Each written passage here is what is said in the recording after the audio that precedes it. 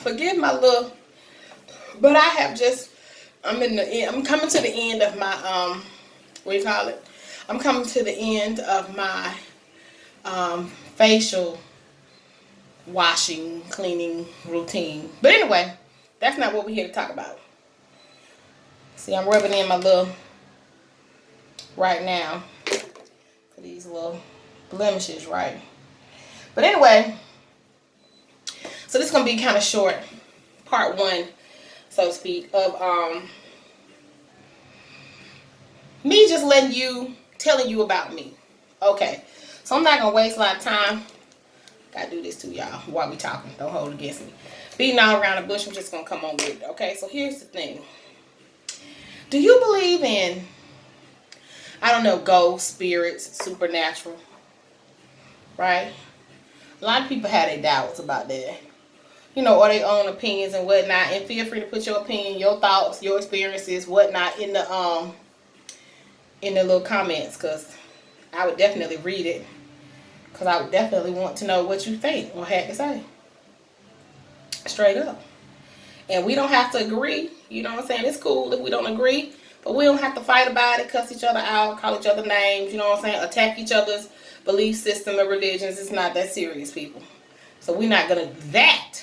We're not going to do that. Because it don't take all that. You know what I'm saying? Because I'll be me and you're going to be you. And I'm going to do me and you're going to do you. And, life going to go on. We're going to press on. And it is what it is. And there's nothing written saying we got to agree on everything, right?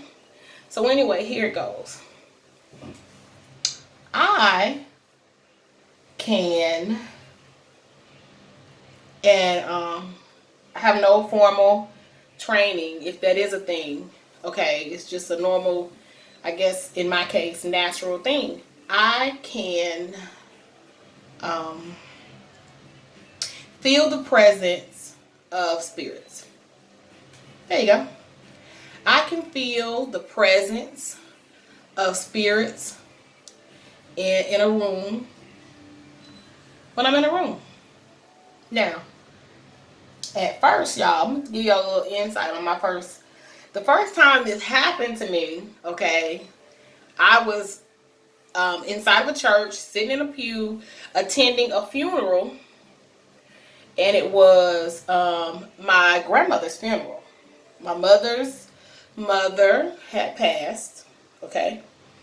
And so I'm sitting here on the bench, and I wasn't right up front, and I was like probably, I don't know, 2 rows back or something. But I was sitting on the very end of the pew. And so I'm crying my eyes out, because my mother's hurt, she's crying.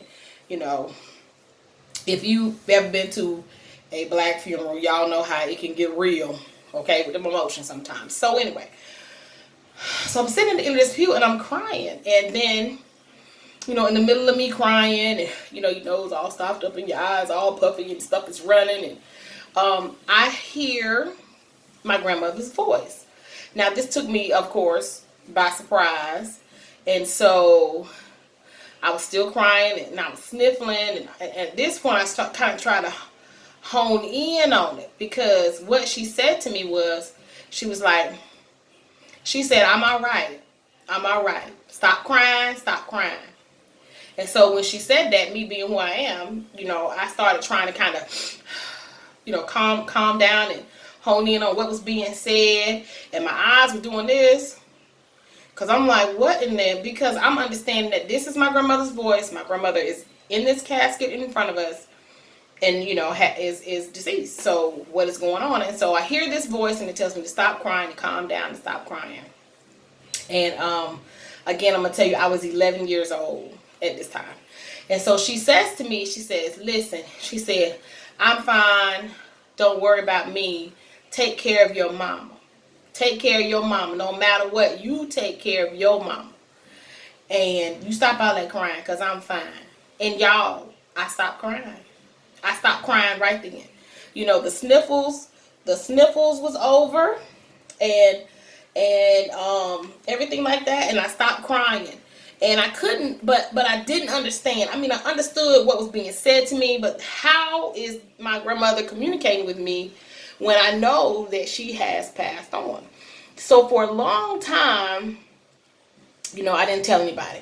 And this funeral took place in Kentucky. And We didn't live in Kentucky, but the funeral took place in Kentucky, which is where she lived.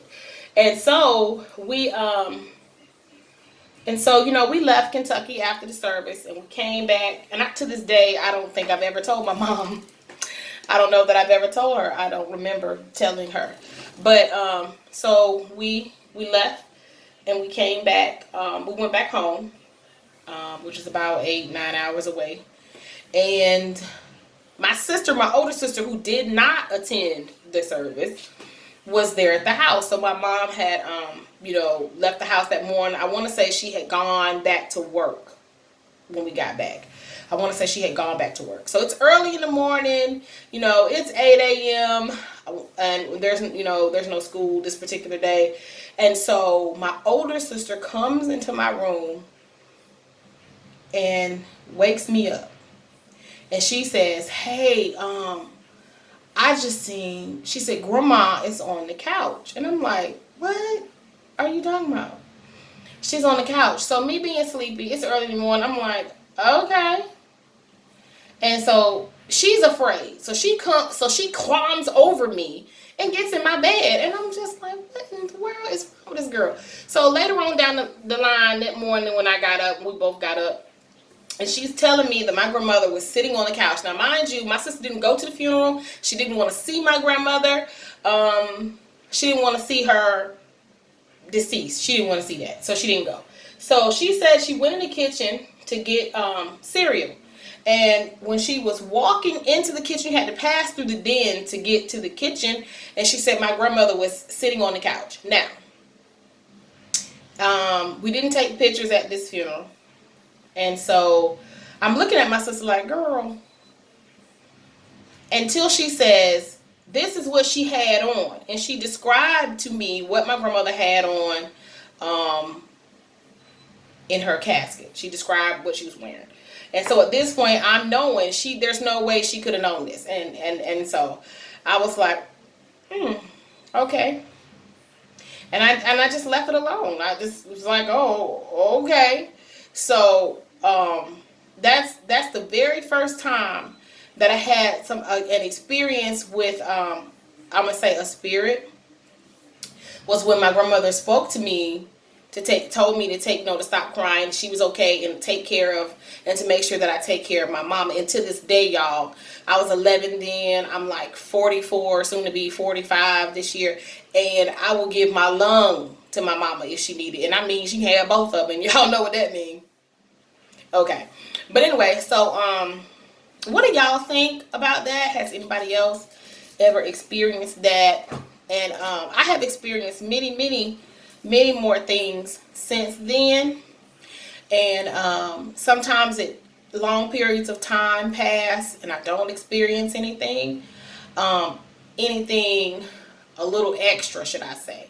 I can always sense a spirit in a room. And over time, at first it would spook me. It would scare me. It really would. It doesn't now, but it did for a long time until I got used to it, until I learned the difference between some things. Like now, if I feel a spirit presence in a room, usually I can tell if that spirit is like in the background or right here. And I can also sense if that spirit is for I don't know if there's other terms for this, but if it's a friendly spirit, or should I say a spirit that's of God, if you're a believing person, or for those who not, we'll just say a friendly spirit, or if this spirit is something other than that. Okay, because there are both. So anyway, that's all I'm gonna share right now. I'll come back, I'll do a part 2, and I'll share a different story. And I want to hear your opinion. I want to know what you think, because right now I am trying to find out what it all means. So if you have any solid information, if you have any positive, any insight, what I'm saying, anything that can be useful in me trying to figure out what's going on, because like I said, it's been going on for years and years and years, and I don't think that it's ever going to stop. And some things have been very passive, and some things have been much more intense. And so, like I said, I'll share that the next time. So if you have any experience with spirits or souls after death, or however you want to put it, I'd like to hear about it.